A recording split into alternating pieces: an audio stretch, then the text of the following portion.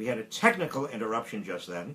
I was talking about Steve Mnuchin and whether he is being clear and telling the truth about the ways in which Donald Trump and his administration are viewing economic policy and the budget policy. We don't know yet what is going to come out of that budget policy, but we do know that there seem to be a lot of magic asterisks in terms of trying to increase dramatically the military budget and fulfill a lot of obligations and promises on infrastructure, for example, without touching Social Security and Medicare, getting cuts in places like foreign aid, which are such a tiny proportion of the federal budget that they couldn't begin to cover the budget deficit created by a 10% increase in military spending.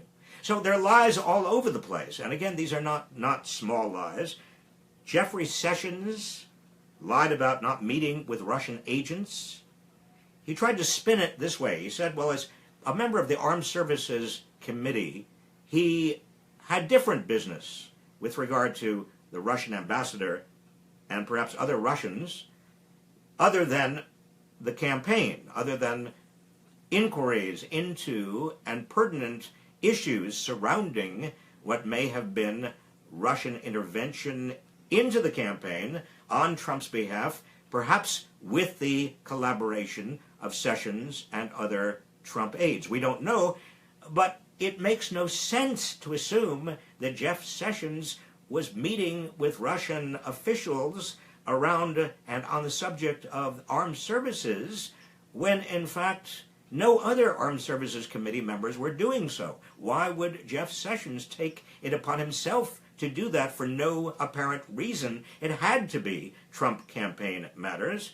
And if he was so innocent of doing any wrongdoing, why would he have lied to the committee twice when committee members asked him about his connections and if he had any meetings with the Russians? He could have said, if he was innocent, he could have said, well, yes, well, I did meet with the Russian ambassador twice, but I met with the Russian ambassador about matters that had nothing to do with the Trump campaign. He could have said that if that was the truth, but he chose not to. Now that in Washington parlance and in Washington history is known as a cover-up. Now, raising the stakes in all of this is a report in yesterday's Wall Street Journal that U.S. counterintelligence officials have been looking into contacts that Sessions may have had with Russian officials during the spring and summer. This is long before those two contacts that he has finally conceded he did have. And what were those about? In fact, it's becoming more and more a topic in the news in Washington as more and more people associated with Donald Trump and with the Trump campaign continue to come under investigation because of contacts that they had, and many of them admit these contacts, with Russian agents or Russian officials. Paul Manafort, a former campaign manager for Donald Trump, Michael Cohen, his personal lawyer, Roger Stone, a political associate of Donald Trump, Carter Page, a former policy advisor and associate of Donald Trump, Michael Flynn, a former policy advisor, briefly national security advisor for Donald Trump, Jeff Sessions, as we've just been talking about, J.D. Gordon, a Trump advisor whose name has not really been in the news lately, but recently it appears that he did also have contacts with Russian agents, Russian officials, and Jared Kushner, Trump's son-in-law, and one of his chief White House advisors. The list gets longer and longer. What did they do? Why do so many of these people, was it necessary for so many of these people to meet with so many Russian agents or operatives or the Russian ambassador? What's going on here? No transition in history has ever had that many meetings with Russia. I was in charge of the economic transition for Bill Clinton's administration in 1992, 1993. I never had any inkling that anyone, certainly not me or anybody I knew, ever met with any Russians during the Clinton transition. What's the purpose of meeting with all of these Russians unless it has something to do with Russia's participation in the 2016 presidential campaign? That's the point. That's the problem. That's what the investigations have got to uncover, or at least settle. We need to know about this. And it shouldn't be a partisan issue. The more Democrats demand more information and the more Republicans stonewall, the more it looks like a cover-up, but it also looks partisan. And it should not be. We all have a deep, abiding, powerful interest in the integrity of our electoral system.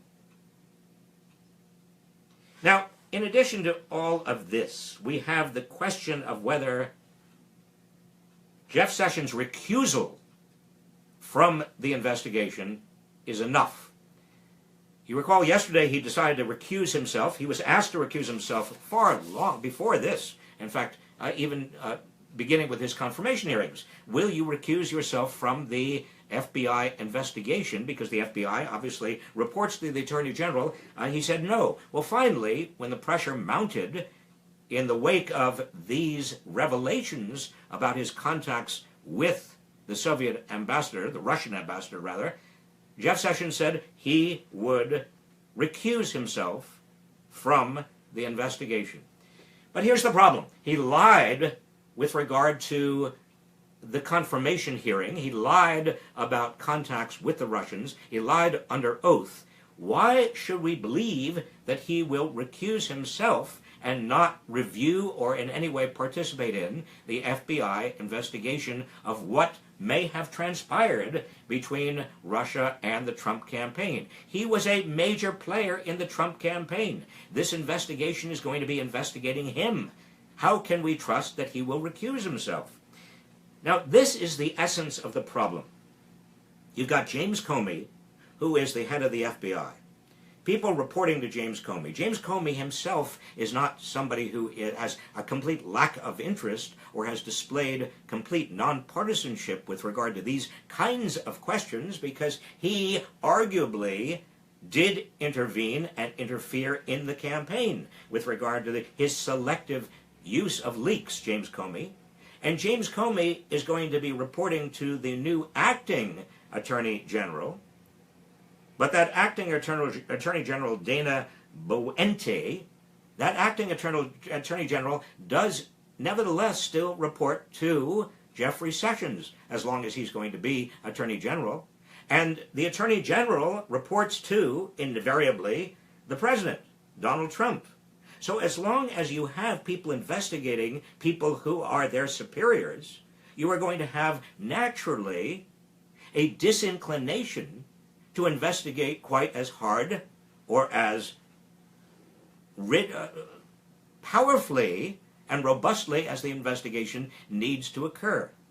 Which gets me to the final point of all of this, and that is we need to have Dana Boente, who is the acting Deputy Attorney General, now in charge of overseeing the FBI's investigation. We need Dana Boente to appoint an independent special prosecutor, a special counsel, to conduct and lead this investigation.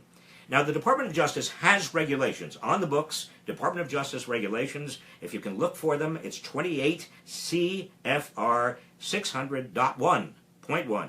Now, these regulations say the Attorney General or the acting Attorney General should appoint an outside special counsel if it's determined that it would be in the public interest and that in not doing so would, quote, present a conflict of interest for the department or other extraordinary circumstances. Well, here we have a patent conflict of interest for the department and extraordinary circumstances, because the investigation would be an investigation of the Attorney General and the President of the United States. You can't do that investigation using people who are in the line of command. And so you have to have, and that's why you have this regulation, you have to have an outside special counsel. Now let me just say, in terms of lies, there is another big lie that's being perpetrated by Donald Trump, having nothing whatever to do with Russia or Russian intervention in the campaign, but it is as mischievous in terms of public policy making, and we heard it again this week in Donald Trump's address to a joint session of Congress. He said that corporations need tax cuts and regulatory relief. Why do they need tax cuts and regulatory relief? Scott Pruitt, the administrator of the EPA, said the same thing yesterday and even again this morning when he was justifying getting rid of some EPA regulations. They are necessary, he said, because corporations need relief from these burdens. Now, why exactly do corporations need relief, tax relief and also regulatory relief? It would be one thing if corporations in the United States were hurting, if their profits were down, if they couldn't make investments, if they really were in bad shape, maybe then there would be an argument for some sort of regulatory relief and tax relief. But here's something that Donald Trump doesn't say, Republicans don't talk about at all, and I wish the press would report on a little bit in terms of giving you some context for understanding this argument. Corporate profits are now at their highest level relative to the size of the U.S. economy since the government began keeping records on corporate profits in 1947. Let me repeat that again because it's worth getting into your head and spreading the truth so you can understand why all this blather about corporate tax cuts being necessary in order that American corporations be competitive and also that regulations be eliminated so that American corporations can have the burden of regulations taken off them. The fact is that corporate profits for U.S. companies are now at the highest level as a percentage of the total economy than they have been since 1947. Corporate profits are more than twice as high now as they were at their peak before during the Ronald Reagan administration. They're more than 50% higher than during the late 1990s internet boom when the stock market soared relative to the size of the economy. In other words, there is no problem with regard to corporate profits. There's no problem with regard to corporate competitiveness, the competitiveness of United States corporations. There is no reason in the world to sacrifice regulations that protect us from the consequences of global climate change, that protect us as consumers, as investors, that protect workers and workers' safety. There is no justification for rolling back these regulations. Dodd-Frank, that will prevent or is designed to prevent another too-big-to-fail meltdown of Wall Street. Why is it necessary to get rid of these regulations and to also grant corporations this gigantic tax relief? They don't need it. American corporations are now parking over $2 trillion abroad they don't even know what to do with. They're buying back shares of their own corporations in order to raise share prices because they don't want to invest. Why don't they want to invest? They don't want to invest because American consumers are not buying enough to justify additional investments.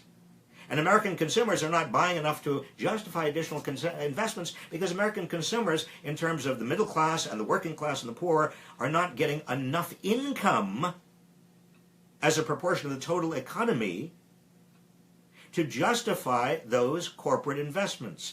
In other words, instead of giving them tax cuts and regulatory relief that are going to make the budget even more stringent for working Americans who need a variety of government benefits, including unemployment insurance and other things, what we ought to be doing is actually building the middle class, building opportunities for the poor, better jobs that pay better wages, And then there'd be enough aggregate demand for companies to make investments. But the direction the Republicans and the Trump administration are now taking, talking about the necessity of increasing corporate profits by reducing corporate taxes and reducing regulations, makes no sense whatsoever. It is just like Trump's foreign policy and many other issues we are now trying to deal with as a country based on a tissue of lies. You need to know the truth. You need to spread the truth. And by the way, I want to commend all of you for your continued efforts to be citizen activists, to hold politicians, starting with Donald Trump, accountable. Many of you write me and you tell me you're pretty exhausted right now. I was pretty exhausted. I had to take a few days off last week. But I can tell you that behind and beside the exhaustion that many of you feel after almost 6 weeks of Donald Trump, there is also the deep and abiding importance of standing up to this. Standing up to these moves by Trump and others that are lies, moves that continue to denigrate the press, the free press, and also object to the courts when the courts don't do what Donald Trump wants. Standing up to this kind of authoritarianism in favor of democracy is not and should not be a partisan issue. I call on every Republican, and please join me in calling on any Republican you know to join the resistance. That is the end of tonight's Resistance Report. I hope you have a very, very good and relaxing weekend, and I'll see you next week.